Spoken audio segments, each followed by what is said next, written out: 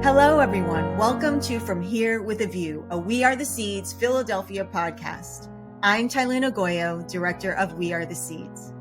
In November of 2022, we held our third annual Seeds Philly event at Cherry Street Pier. We were so fortunate to have the incredible Roberto Múkaro Borrero open our festival with a call to the ancestors and Taino teachings. Roberto Múkaro Borrero is a human rights advocate, consultant, cultural advisor, writer, artist, and musician. He has worked with the United Nations, the International Indian Treaty Council, and the American Museum of Natural History. Here now is Roberto Múkaro Borrero. Taigwe dito no kena dati uno diri Múkaro agwebana boriken Taino daka kawai daka. I just wanted to give you a greeting in my indigenous Taino language, which is not English or Spanish or any other colonial language. What you heard is probably very similar to what Christopher Columbus heard when he first came over to the Caribbean region and encountered my ancestors. So I'm so honored to be here with all of you and to be part of this wonderful, really incredible celebration of the cultures and arts of indigenous peoples here at the We Are the Seeds event in Philadelphia. As a Taino person, to be included in the event is very important, not only to me personally, but also to our community. Many of our cultures today are not really seen in the mainstream. And so therefore, there's a lot that's misrepresented or misunderstood, or really just not even thought about, because we're almost erased from the perspectives that you might encounter every day. So these type of events are very important because it allows our voices to be heard. It provides an opportunity for us to be represented in the way that we'd like to be represented, in the way that we feel comfortable being represented. And so I'm very honored to be a part of this home.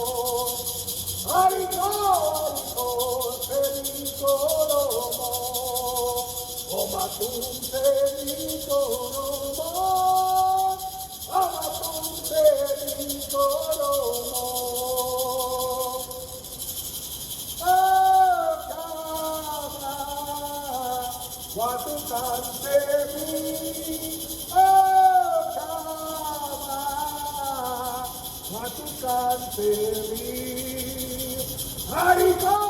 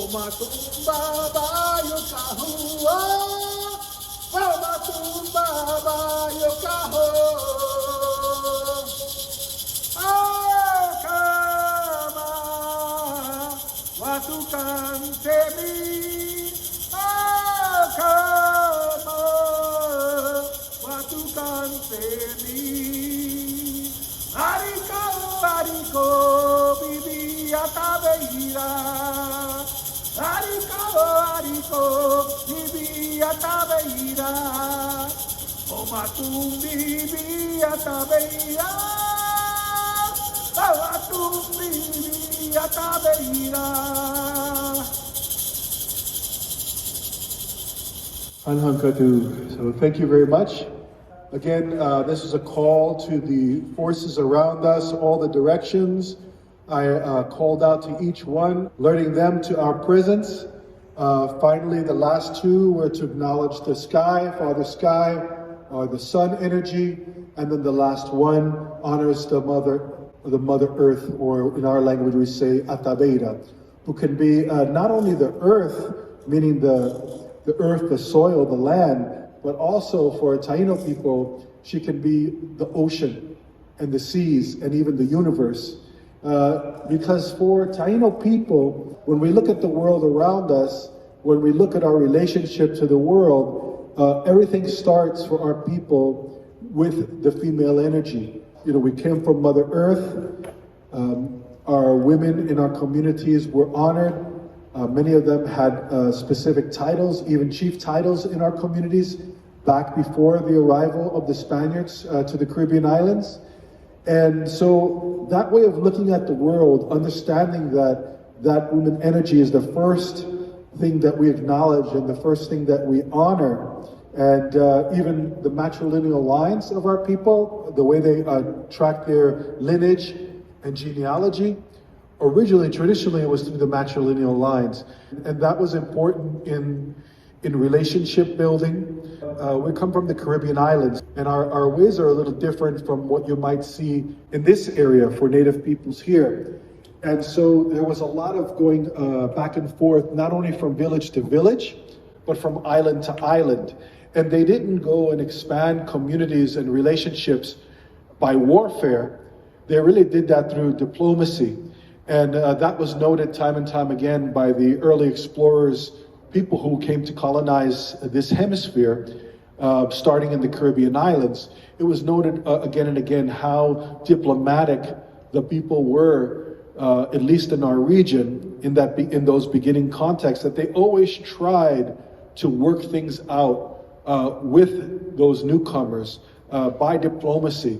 And of course, you know, as we know, as history goes, you know, things didn't turn out so well for our folks. And as a result, we really suffered a lot at the hands of those people, and when our people really tried to find a way to coexist.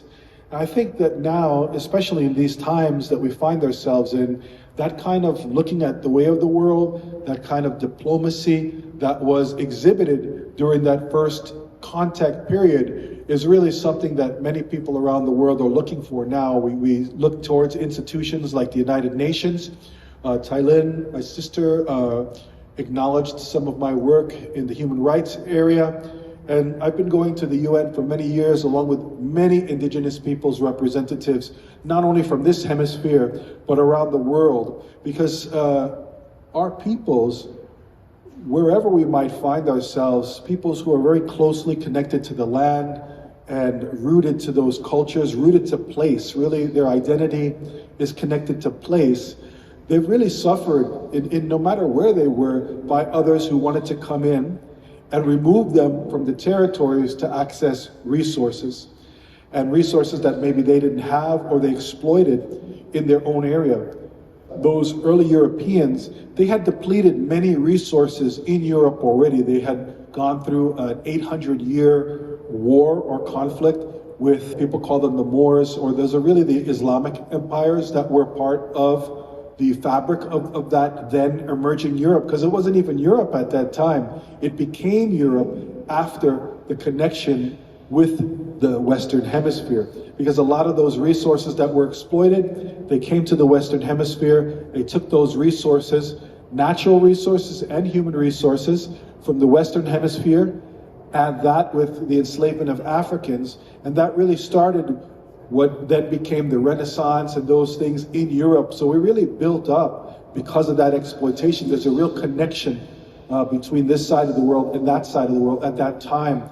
But a lot of those resources were already exploited, and so they were looking around to try to replenish coffers and to really build up their countries or their nations. And it really came at the expense of our peoples. Again, even though our folks tried to work with folks, it really didn't turn out that well, because they didn't really see us as human beings. When we talk about human rights, many of our cultures don't have a real way to translate that in indigenous languages. We really have words that are more related to the idea of responsibility and respect. And so that was a little different from what was happening. But when we go and to speak about human rights before international forums like the United Nations, it's because all of us have inherent human rights. And as indigenous peoples, we see time and time again that our rights have been violated by others, and oftentimes in ways that even violates the laws that they say that they uphold. These could be religious laws, these could be secular laws that they have, that we really see a violation. And why did that happen in the beginning? Because we weren't seen as human, because we had a different way of looking at things. For the Taino, because of our connection to Atabeira, or Mother Earth, and our upholding of women. Many of the Spaniards who came from a more patriarchal society where they didn't see the beginning from a female energy, they really see God as the father, and then the next in line in power was the king. And so all of that was translated, and it really caused conflict in the very beginning. So that's just kind of showing you a little bit about where the conflicts began in the New World, quote unquote, because it was the old world for our people. We've been here for since time immemorial. And I could tell you that in our stories and everywhere that I've traveled around this hemisphere, we know that there was a lot of interchange amongst indigenous peoples before the arrival of Columbus and the Europeans who followed. We know that people were interchanging all throughout this hemisphere.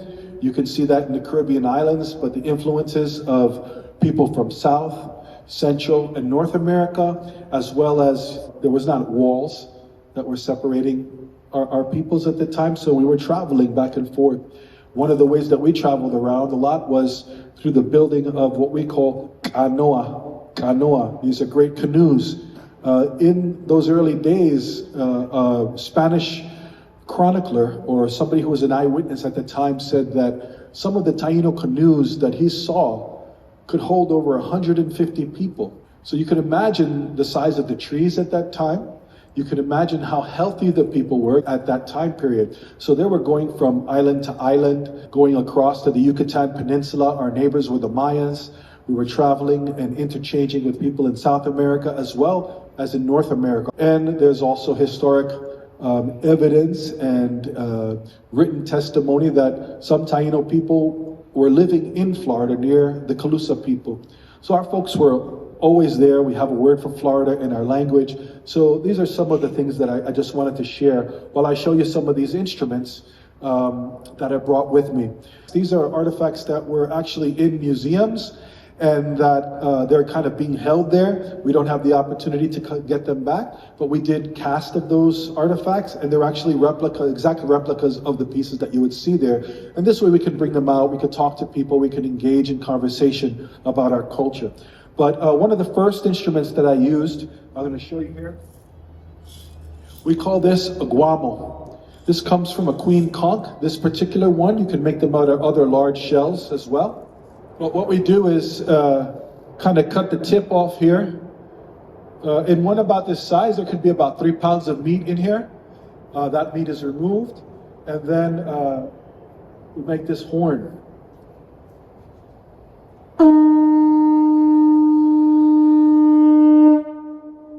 You can see how loud those horns are. Imagine hundreds and hundreds of Tainos doing songs at one point in time, sounding these horns. And these horns are sort of like, would be comparable to the cell phone today, wireless technology. So what we would be able to do, let's say if there was a lot of rain in the highlands, they could alert people in the lowlands just by the way they were tooting these horns or blowing the horns.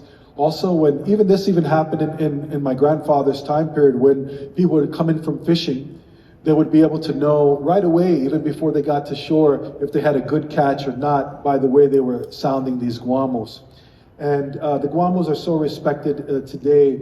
You'll find them in a lot of areas in the Caribbean. Some people even still put them around their burials. I know my family has that around their old burial plots. This other instrument that I use, you're probably all familiar with this. Anybody know the name? What did you say? Maraca, right, maraca, very good. Actually, not a Spanish word. This is an instrument that they encountered when they encountered Taino people in the beginning. Remember, since we were the site of the first contact between the then emerging Europe and the Western Hemisphere, a lot of our words got translated or incorporated into Spanish and then English. So maraca is like a gourd rattle. These particular gourds, they grow on trees where we're from, and so they grow in different sizes, some of them quite large. You could make a mask out of them, bowls.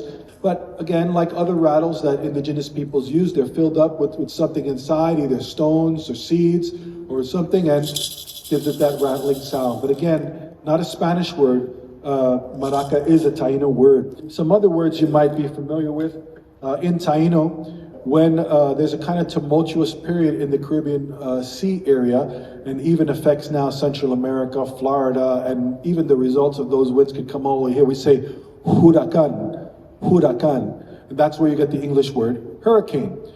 Again, another word you might be familiar with, tobacco. We say tabaco.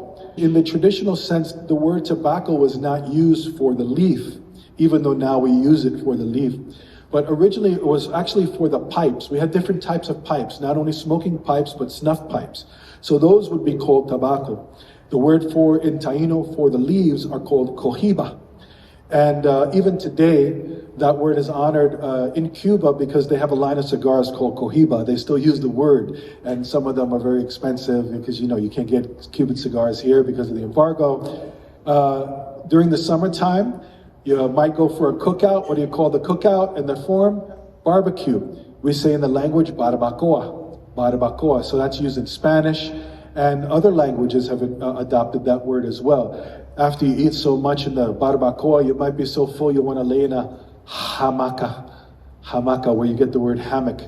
And so interesting, that technology of the hammocks, again, never seen before in Europe, but they saw that technology, and it actually changed the shipping, the way people were shipping, because they were sleeping on these kind of flat boards in the past. But then they started to incorporate hammocks in their shipping, and that really allowed them to add more things in the ships as they were going back and forth. But even a hammock made its way up in one of the early Apollo missions, so that indigenous technology went all the way into space with them. So that we really like to think about that and think about where we can go as indigenous peoples.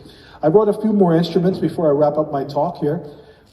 This one here has actually been incorporated into a lot of music forms beyond the traditional Taino form. This is a gourd rasp. In our language, we say guaje, guaje. Some people will call this a guido or guicharo, but the original Taino word is called guaje. And basically, these are barrel gourds that grow along the ground. Again, they can come in various sizes, some very, very long. And we'll make some lines in there, kind of hollow them out. You can see a little hole there where I'll hold this up. And we'll rasp around this.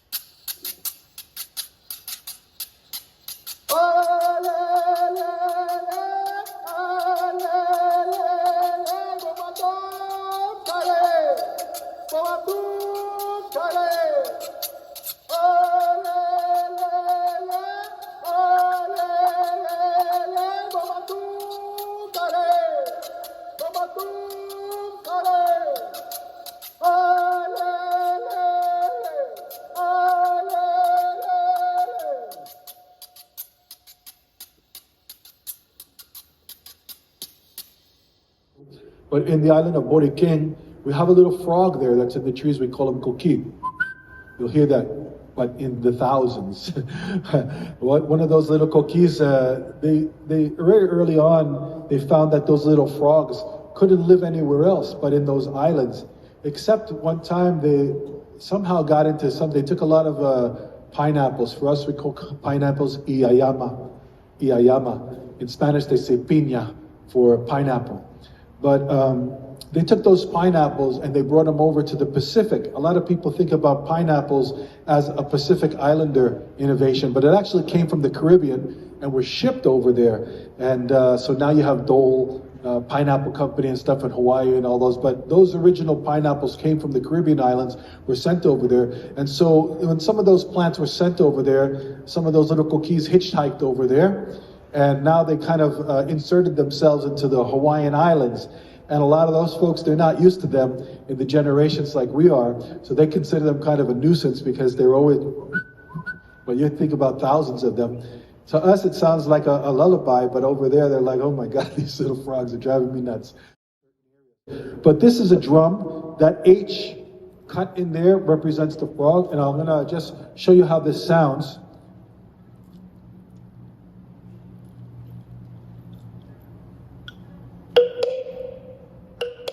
You see, it has kind of two notes.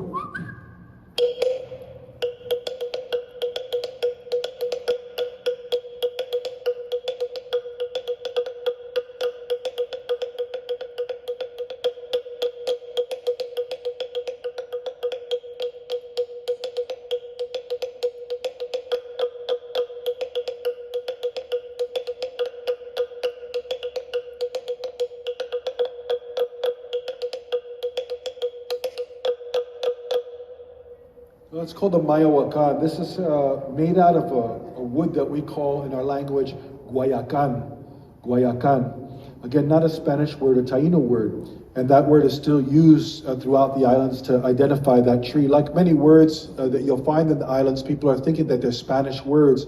But because the Spanish didn't have many of these things in their lands, they had to incorporate the Taino terms for many of these plants, animals, etc. This guayacan is really known as a very hard wood, and they actually call it in English ironwood. That's how hard it is, and it's kind of now these trees are becoming so endangered that you're not allowed to take guayacan anymore out of the islands, or at least out of Puerto Rico. But I'm going to just show you where the sound comes out here.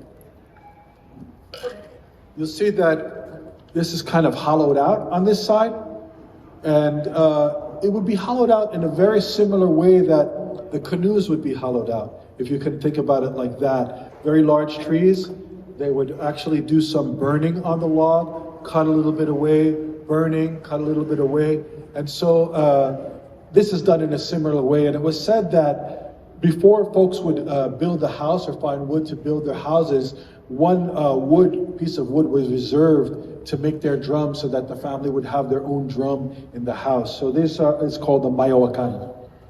So I just shared a little bit about our culture. I shared that we have a different language, and we're very proud of that language, the Taino language, which is part of the Arawakan language group.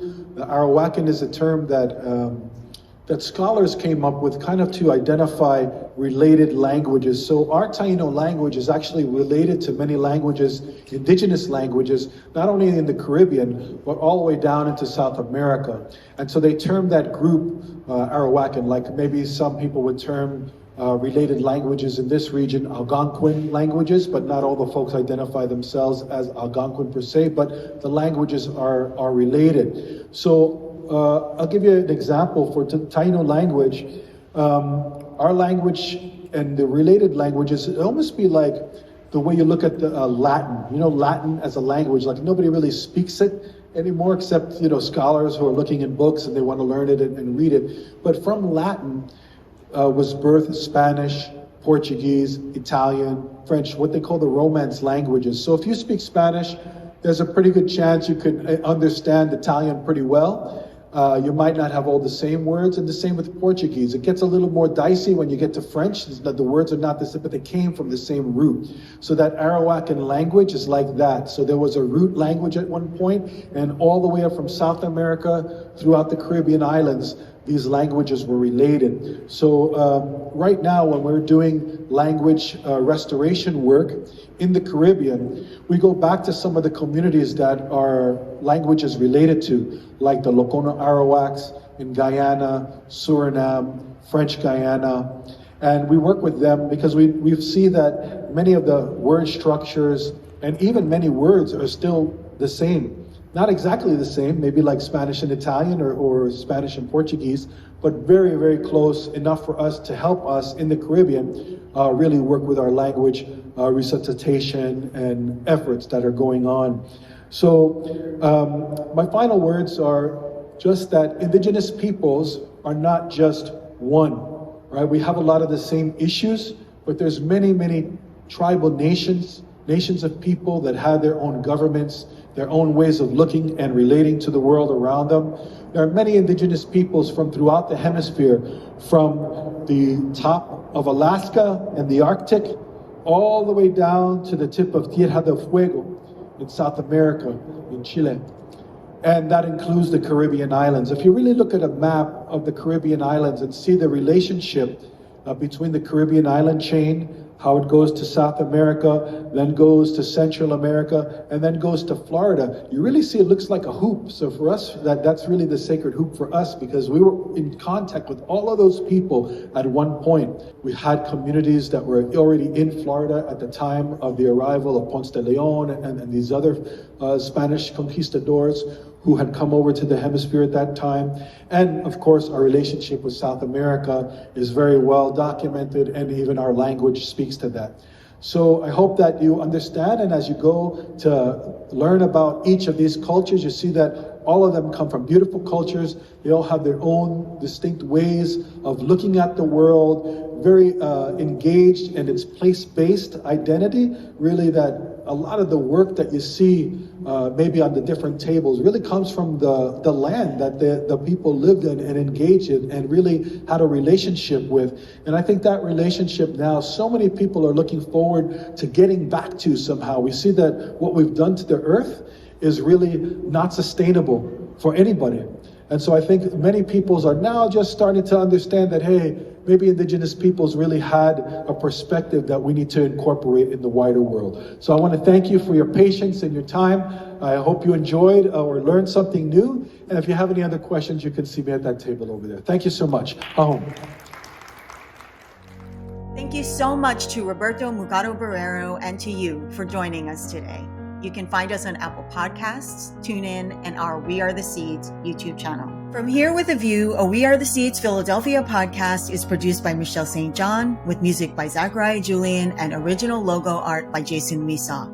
This podcast is funded in part by Independence Public Media Foundation.